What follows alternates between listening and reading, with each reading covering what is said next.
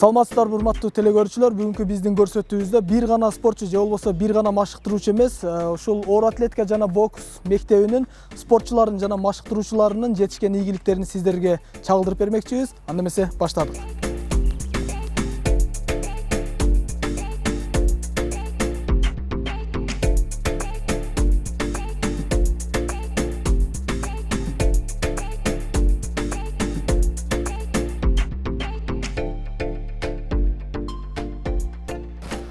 Урматтуу телекөрүүчүлөр, биз азыр ушул бокс жана оор атлетика мектебинин директорунун бөлмөсүнүн жанында турабыз. Анда эмесе ушу директорго суроо салып көрсөтүүбүздү баштасак.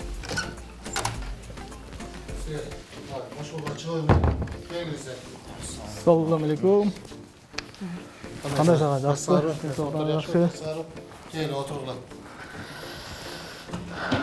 Биз өзүңүзгө белгилүү болгондой ушул Элтер мамлекеттик телерадио компаниясынын спорт көрсөтүүсүн сиздин мектебиңизге алып келдик. 4 сурообуз бар, ошого жооп берип койсоңуз. Айтсаңыз, бул жерде кандай спорттун түрлөрү бар? Канча спорттун түрү бар? Бул жерде биздин Ош шаарынын бокс жана оор атлетика спорт мектеби. Бул жерде биз азыр бокс, оор атлетика жана кикбокс боюнча бул жерде биз машыгууларды өткөрөбүз ушул жерден. Бул негизинен канча машыктыруучу эмгектенет жана алардын мындай иш алып баруусу сизди канааттандырабы негизинен? Бокс, кикбокс жана оор атлетика спорт мектебинде жалпысынан алганда бизде 23 машыктыруучу бар. 23 машыктыруучу азыр бизде талыкпай эмгектенип келе жатышат. Алдыбызда өтө жакшынакай эл аралык турнирлер, жакшынакай турнирлерге балдарды азыр даярдык көрүшүп, ошого даярдап жатышат. Бизде Кудайга шүгүр, мастер спорт, эл аралык даражадагы опытный тренерлер бар. Эскиден, мурунтан биздин эң кичинекейибизден баштап, даже мен ошо бир тууган агаларым дагы көптөгөн спортсмендерди атап кетсем, мисалы ошо биздин Алмазбек Райымкулов, ушул биздин Калмырзаев Абдубакыт Алыбаевич, ошондой эле биздин ага ине Абдубали жана Нургазы Аржиевтердин тренерлерди машыктырып келген биздин заслуженный тренерлер бар да бул жерде. Ошонун тарбияларын алып, калган дагы жаш тренерлерибиз ошолордон үлгү алып, азыр тарбияланып келип жатышат. Учурда калктын кызыгуусу кайсыл спортко көбүрөөк болуп атат? Ошол бокска келип, жана башка вид спортторго барышып, анан көп ушу ММА спортуна кызыгып, ошол жака көп салым басым берип жатышат.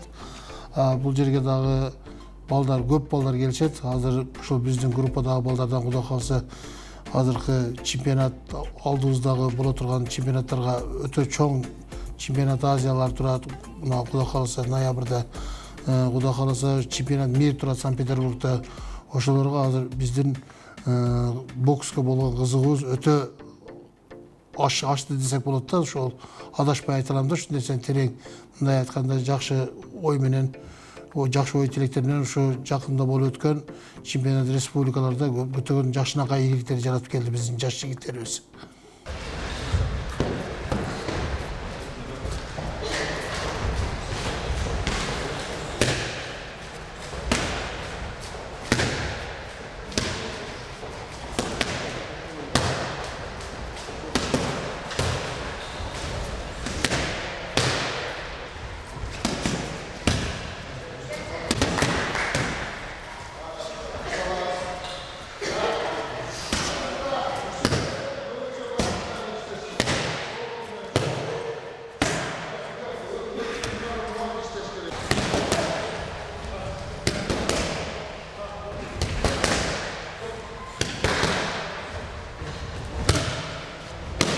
Бул жерде машыгуулар абдан жакшы, жогорку деңгээлде өтөт.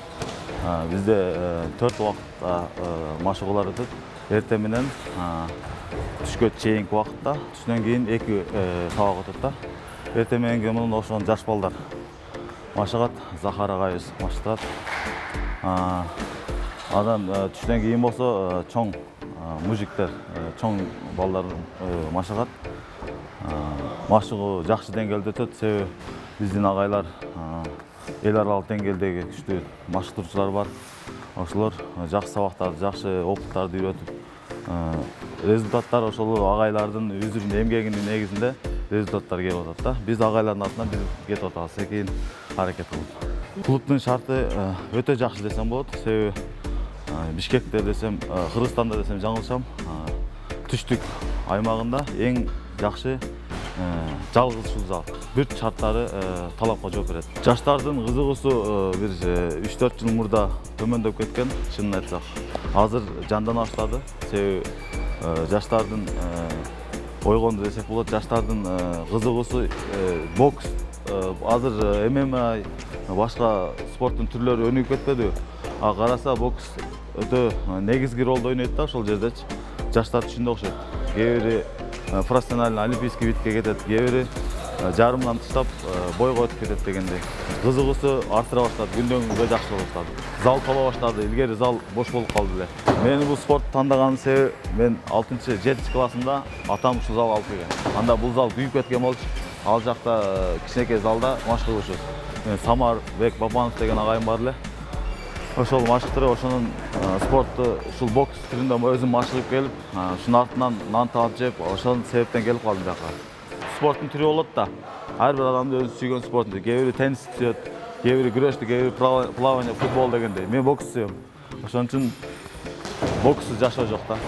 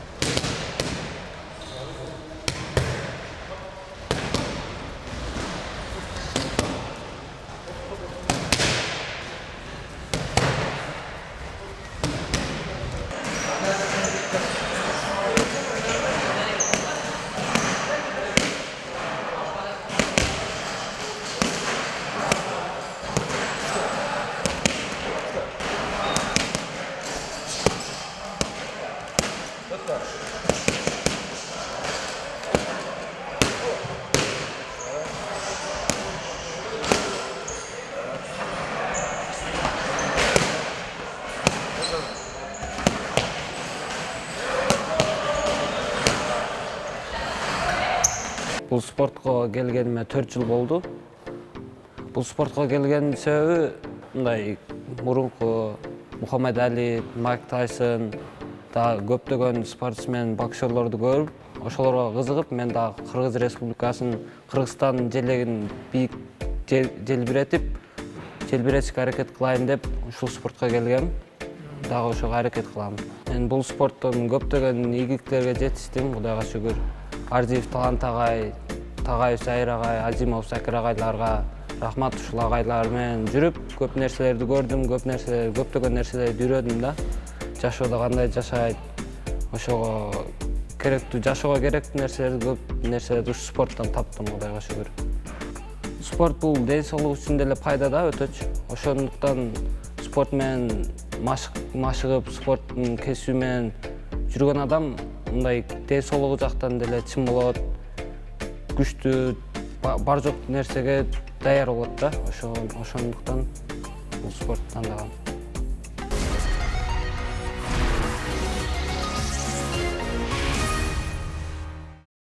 Урматтуу эле көрүүчүлөр, биз азыр ушул залдын спортчуларына жана машыктыруучуларына суроо салып көрсөтүүбүздү улантабыз. Бир эле учурда директор кызматын аркалап, бир эле учурда машыктыруучулукту да аркалаган Талант агайыбызга суроо салып көрсөк, кандай ийгиликтерди жаратты негизинен бул залдын спортчулары, чогуу көрөлү. Ояка өт, бияка өт, буттарды кой, алдыга, аркага.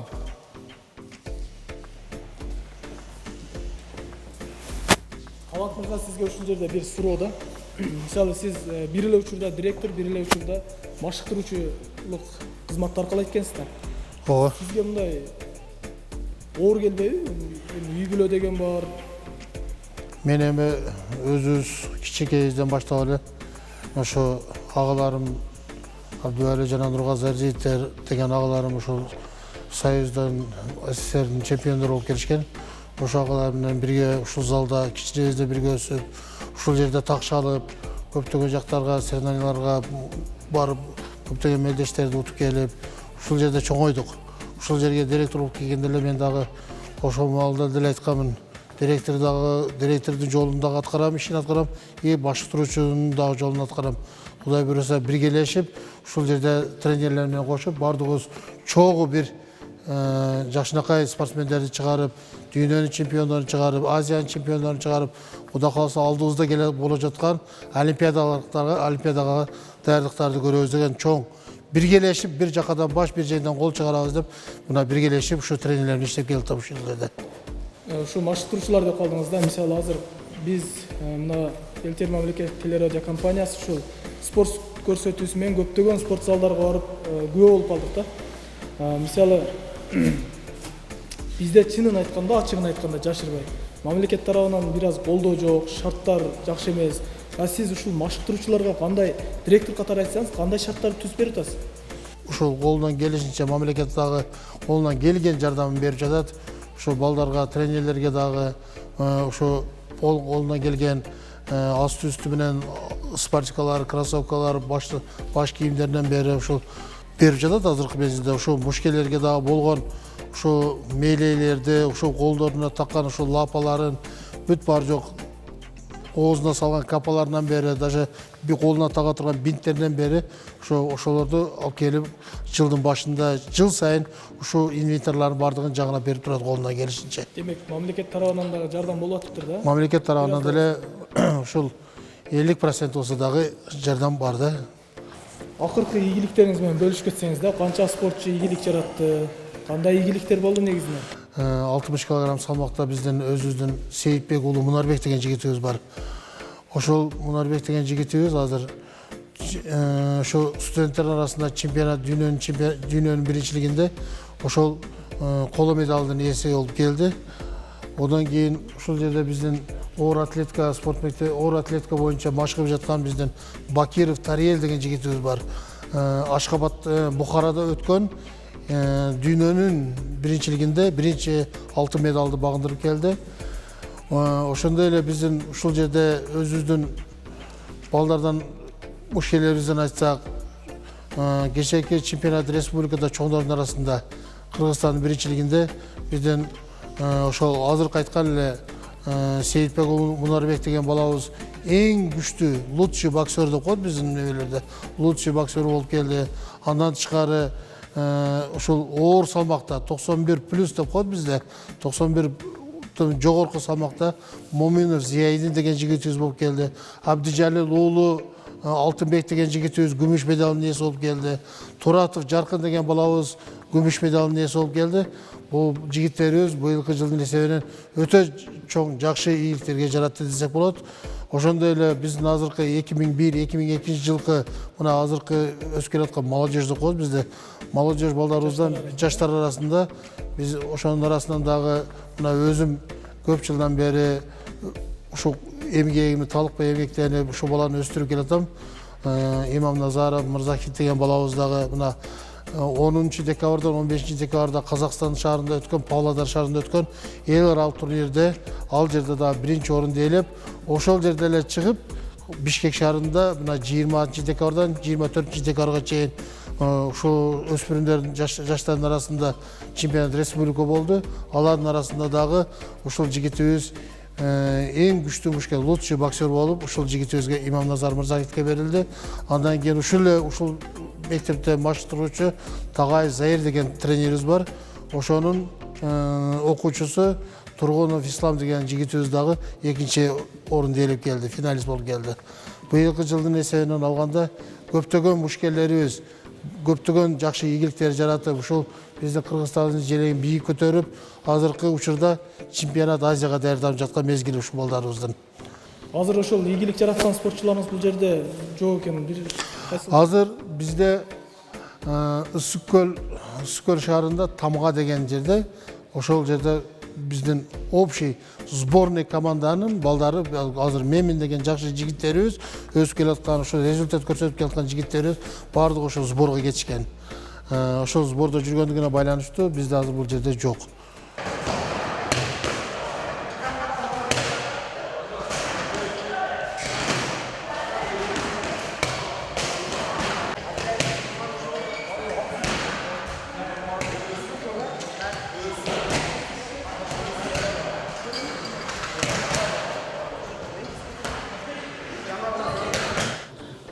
Тренерлер жакшы карап атат. Азыр бар жогу нормальный болуп атат. Жакшы. Талант агайды айткан сөздөн чыкпай атабыз. Сөздөрүн кылып атабыз. Жакшы ийгиликтерге жетишип атабыз. Спорттон жакшы ийгиликтер болуп атат. Авторитетиңиз көтөрүлөт. Кичине мынау бала спортсмен дейт. Ошо ата энеңиздин алдыда жүрөсүз, көчөдө жүрбөйсүз. Ошо болуп атат, жакшы эмелер болуп атат да. Биринчи ошо атам менен апам чыгарган. Ошо атам өзү бокска кызыгат. Бокс менен витамин кандай эмелер деп сурап турат да, витаминдер керекпи, кандай эмелер. Ошо атам себепкер да. Атам агайларым бар. Агайлар келсем, агайлар карайт, мындай мотивация кылат. Агайлар эмнени айтса, ошону кылам. Сөздөн чыкпасаңыз, ийгиликтерге жетишесиз.